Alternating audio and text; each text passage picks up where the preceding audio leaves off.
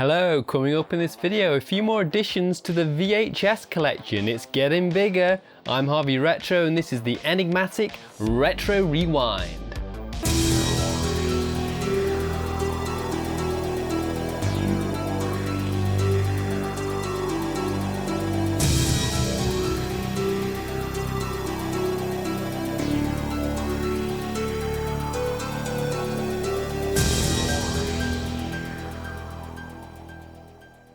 So if you've not seen my VHS Collection 2021 video, I just listed some videos that I really wanted to get this year, and I've actually got some of those now, so I thought I'd just show you what I've picked up. So first up,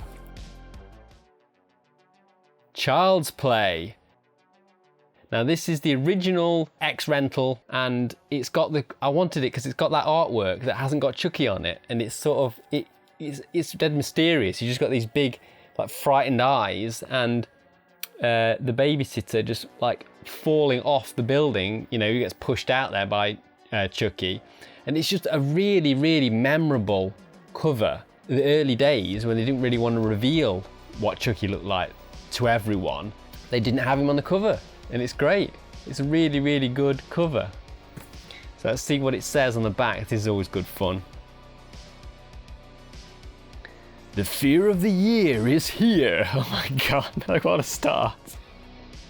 From Tom Holland, creator of Fright Night and Psycho 2, a new dimension in chilling terror, they thought they'd given Andy the perfect birthday present. He wanted a good guy doll ever since it was advertised. But why is Andy saying Chucky is alive? And why has he appeared at the scene of two shocking murders? The horrific answers will lead his frightening parents through the warped mind of a psychotic maniac into a nightmare maze of powerful voodoo and to the door of the macabre Dr. Death. Because Andy has revealed the devil's doll's deadly secret. There's too much alliteration in this.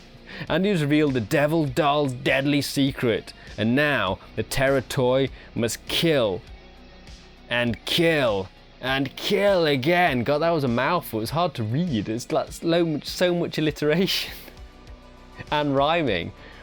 The fear of the year is here. Okay, brilliant. A good guy. I knew it.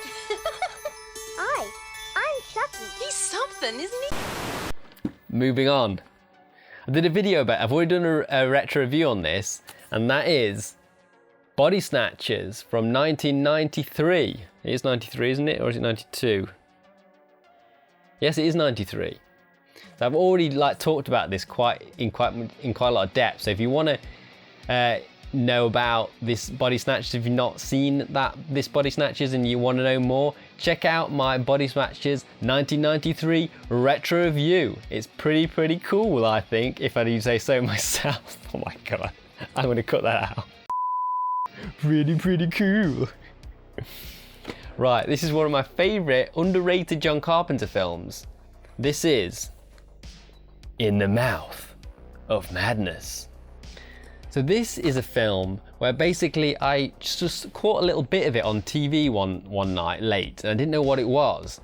And it was the scene, if you're familiar with the film, where they're going to this Hobbs End mysterious town, the two main characters, and it's in the middle of the night and they're going down the highway and they see this little boy on a bike and he's kind of approaching, and it just seems really weird that he's in the middle of the night. This little boy is riding, it's like a paper boy, and he's riding on his bike towards them, and then, you know, they're thinking, well, that's a bit weird.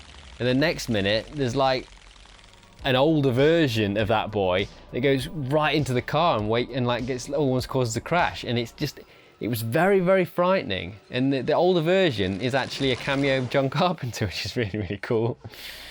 But yeah, it's really good, and I will just tell you a little bit about what it says it's about. So we've got quotes here that says, from reviews, clever, fast, fun, and full of stomach-churning special effects. A real scream. That's from News of the World though, not a reliable source. Stunning, the best film of Carpenter's career. And who's that by? I can hardly read it. It's something radio. Looks like Wham radio, but I don't think it is. So it says, from the creator of Nightmare on Elm Street 6, claim to fame, and directed by John Carpenter, comes a terrifying and horrific thriller. The only copy of the ultimate horror novel has vanished, along with the author, Sutter Kane, who's a bit like a Stephen King type, really, but more scary. I'm the guy that writes horror books. You can forget about Stephen King. Kane outsells them all. They're kind of channeling that kind of like very, very famous writer, that it's a horror writer that gets in people, his material kind of gets in people's heads. So he's a King type character, but elevated. The book's power seems to drive its readers to insanity. John Trent, an insurance investigator that's played by Sam Neill, is sent to track down the book. His search takes him to Hobbs End, a town Kane fictionalized in his novels. Where Trent realizes the true purpose of the book, Kane wants to open the door to another world, where his book will be the new Bible, through which inhumans will rule without mercy or order. Trent must stop the book from being published and stop the world falling into the mouth of madness. There we go. That tells you what it's, kind of gives you an idea of what it's about. It's a really good, creepy film.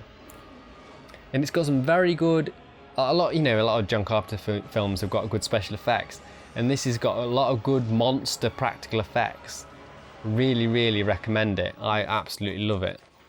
And I watched it again recently, actually. After just buying it, I had to watch it again immediately. And it still holds up. It's really good still. Right, the last one. Now this is a film I already own, but I wanted a different variant of it. So this is Nightmare on Elm Street, the original from 1984, but this is the Sleep Kills variant cover. I love this artwork. It's like Nancy just above the neighborhood, just looking down. She's not looking down, she's asleep. And I prefer this. I know not everyone does, but I prefer this to the original artwork. I think it's just because the original looks a bit odd. It doesn't look like Nancy, and it looks a bit sexy, and the film isn't about sex. It's not like a sexy slasher film at all, really. And so it seems a bit misleading, the original cover. But I just think this is more fitting for the movie and just like really sort of sums it up well. So what does this one say?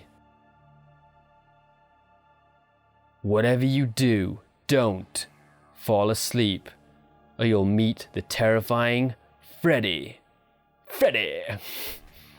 10 years ago, a child murderer terrorized Elm Street, eventually cornered in his lair by a group of vigilante parents. He was burned to death.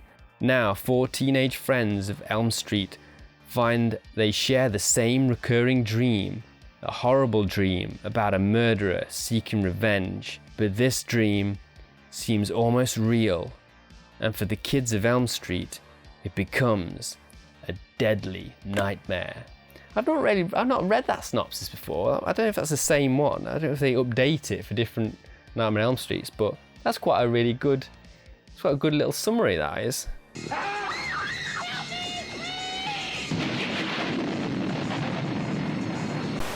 And that is it for now. So I've got I'm well on my way to completing that target I set myself for my VHS Collection 2021. There's still things on it like Back to the Future Big Box X Rental, which isn't always that expensive. Often though, they're in bad condition, so that's why I've not got that one yet. I want a really nice condition, but that particular one.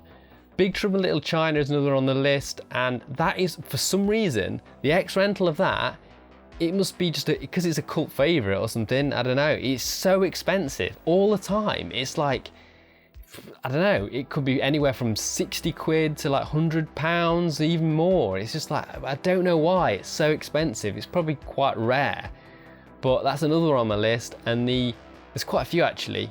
The 90s Teenage Mutant Ninja Turtles film, that for some reason is very expensive as well. It always goes for about 100 quid or something. It's ridiculous. So I've got more of the high-end ones. Apart from Back to the Future, I've got mostly the more expensive ones left, and the ones at the top are the Halloween 1, 2 and 3. 2 and 3 aren't too bad, you can get them fairly cheap, but the original Halloween is very expensive on VHS, especially if you go for, you know, the original X rental.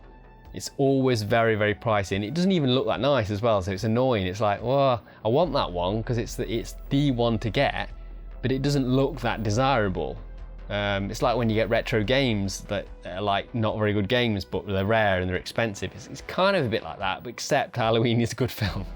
But I've already got loads of other versions of it, so it's like, do I get that? But it's one of my favourite films of all time, so, you know, I do want to get that particular version.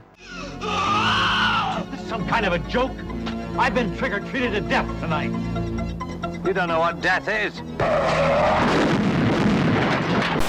But that is it for today. What was your favourite of my pickups? Let me know in the comments, and I'll see you in the future talking about the past. Right, thanks for watching, guys. If you've enjoyed this video, don't forget to hit the like. If you want to see more from us, hit that subscribe. See you next time on Enigmatic Productions.